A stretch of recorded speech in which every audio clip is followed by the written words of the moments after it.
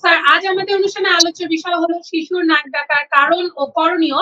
এই ব্যাপারে প্রথমেই স্যার আপনার কাছে জানতে চাইবো, শিশুদের নাক ডাকার কারণ কি হতে পারে? দেখুন, ওয়ার্ল্ড ওয়াইড 8% বাচ্চা আপনার নাক ডাকে, এবং এই নাক ডাকার মূল কারণ হচ্ছে যে বাচ্চাদের অ্যাডিনোটনসিল, নাকের পিছনে একটা টনসিলের মতো একটা বস্তু আছে, এটা ফুলে যায়, এটাকে বলে অ্যাডিনয়েড। এটা এবং টনসিল তার ফলে আসলে গলা ডাকে, গলার সার্ফেস এরিয়া কমে যায়। তো এটা হলো একটা বিষয়। সেকেন্ড হচ্ছে বাচ্চারা জাঙ্ক ফুড খায় বেশি। জাঙ্ক ফুড, যে nowadays the children are very much addicted. They are very much condoned with this sort of junk food, which is very bad food. কারণ জাঙ্ক ফুড হচ্ছে অনেকগুলো ফুডের মিশ্রণ, fat, protein, carbohydrate, then it is burnt and added with some fatty substance, mayonnaise and other things. So এই junk food বাচ্চাদের মোটা করে দিচ্ছে। তাদের ওজন, এক মাসে আপনি একটা বাচ্চাকে নর্মাল ফুড খাওয়াবেন আর জাঙ্ক ফুড খাওয়াবেন আরেকটা বাচ্চাকে, এক মাস পরে তার ওজন, যে বাচ্চারা জাঙ্ক ফুড খাবে 35% বেড়ে যায়। সো আপনার এই জাঙ্ক ফুডের জন্য তার গলায় চারিদিকে, মাংসপেশির চারিদিকে ফ্যারিক্সের ফ্যাট জমে, এবং এই কারণে বাচ্চারা নাক ডাকে। এই দুইটা হলো সিঙ্গেল মোস্ট কজ, যদি আপনি বলেন 99.99%, অর্থাৎ 99.99%।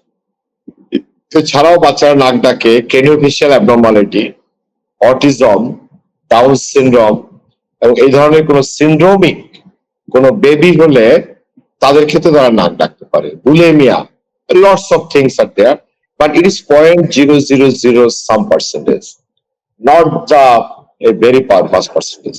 But majority নাক ডাকা হচ্ছে 99% নাক ডাকা হচ্ছে অ্যাডনোটনসিলাইটিস এবং ওবেসিটির কারণে, মোটা হয়ে যাওয়ার কারণে, স্থূলতার কারণে বাচ্চাদের।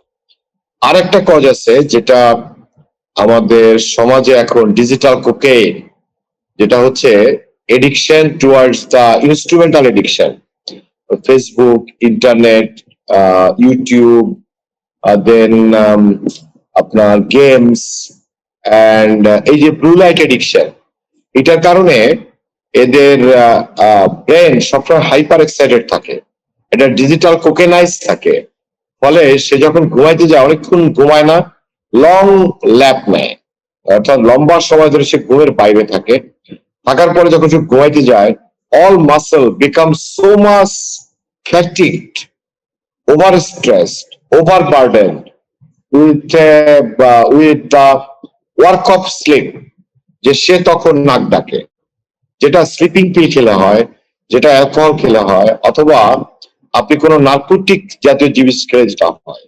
আবার কফি, এখন বাচ্চাদের একমাত্র কফি একমাত্র সাবস্টেন্স যেটা সাইকোঅ্যাক্টিভ ড্রাগ বড়রা এবং বাচ্চা একসাথে শেয়ার করে, অর্থাৎ অ্যালকোহল মানুষ শেয়ার করে না, আপনার অন্যান্য নেশাজাতীয় দ্রব্য অ্যাডাল্টরা বাচ্চাদের সাথে শেয়ার করে না, তারা তাদের মতো নেয়।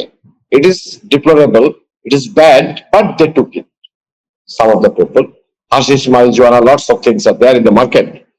But বাচ্চাদের সাথে আমরা কফি শেয়ার করি সবসময় ডাইনিং টেবিলে, এবং coffee nowadays is called psychoactive drug. It is not a drink anymore. এবং এই জন্য বাইরে ডিক্যাফিনেটেড কফি চালু হয়েছে। কফি যেটা করে, কফির মধ্যে যে ক্যাফেইন থাকে সেটা অ্যাডেনোসিন রিসেপ্টর ব্রেনের, আমরা যে কাজ করি, কাজের ফলে আমাদের এটিপি ব্যবহৃত হয়, adenosine triphosphate, that becomes adenosine after utilization, and that adenosine causes you to go for sleep. আপনার ঘুমের জন্য অ্যাডেনোসিন খুবই দরকার মেলাটোনিনের সাথে, কিন্তু কফি যেটা করে, কফি এই অ্যাডেনোসিন রিসেপ্টরকে বাইন্ড করে রাখে ক্যাফেইন দিয়ে, ফলে অ্যাডেনোসিন রিসেপ্টর ওখানে পৌঁছায় না অ্যাডেনোসিন, ফলে আপনার একটু চাঙা চাঙা ভাব লাগে, কিন্তু এটা আপনার ঘুমকে মারাত্মকভাবে এফেক্ট করে। এবং যারা কফি পান করে তাদের ঘুম লাইট হয়, তাদের ডিপ স্টেজটা আসে না ঘুমের। আপনি ডাক্তার হিসেবে জানেন Khalidul Kobra, you are very learned person already. আপনি জানেন যে ঘুমের 5টা স্টেজ আছে, 2টা main stage, non REM sleep and REM sleep. REM sleep মানে হচ্ছে রেপিড আই মুভমেন্ট স্লিপ, চোখের পাতা যখন নড়ে, চোখ যখন নড়ে, তো এই স্টেজটাই আমরা স্বপ্ন দেখি, ড্রিম স্লিপও বলি আমরা। আর নন র্যাম স্লিপ হচ্ছে যখন আমরা ঘুম আসে আমাদের প্রথম, স্টেজ 1, 2, 3, 4। এখন র্যাম স্লিপে আপনার যাদের এই কফি যারা খাবে রেগুলার, তাদের এই নন র্যাম স্লিপ বা র্যাম স্লিপ কোনোটাই প্রপারলি হয় না, লাইট হয় স্লিপটা, ফলে তাদের ফ্রেশনেসটা আসে না, ঘুমটা আসে না এবং নাক ডাকে। নাক ডাকা কোনো ভালো জিনিস না। নাক ডাকা এবং ঘুমের সমস্যা হওয়া হলো ভয়ঙ্কর ডিজিজের জন্ম দেয় মানুষের, যেমন হাইপারটেনশন বা ব্লাড প্রেশার, উচ্চ রক্তচাপ, স্ট্রোক, ডায়াবেটিস, সাইকেট্রিক ডিজিজ, মানসিক যে অশান্তিগুলো, anxiety, neurosis, memory loss, lack of concentration, কোনো কিছু কনসেন্ট্রেশন দিতে পারে না। দেখবেন তারা এটা করে সেটা করে, অর্থাৎ সবসময় একটা চঞ্চল ভাব বাচ্চার মধ্যে, বা সে হঠাৎ করে রেগে যায়, তার মানসিক স্টেবিলিটি থাকে না, ইমোশনাল স্টেবিলিটি থাকে না। দেন বড়দের ক্ষেত্রে parkinsonism, Alzheimer disease, dementia, road traffic accident. আমেরিকাতে গত বছর 94,600 অ্যাক্সিডেন্ট হয়েছে শুধুমাত্র ঘুমের সমস্যার কারণে। পৃথিবীতে 77% লোক ঘুমের অভাবে ভোগে, তার মধ্যে করোনার আগে ছিল 55%, এখন 77%। বাট বাচ্চাদের ক্ষেত্রে যেটা হয়, মূলত 3টা ফ্যাক্টর। একটা digital cocaine, that is Facebook, internet and games, adenotonsillitis and obesity. এই 3টাই হলো মূল কারণ।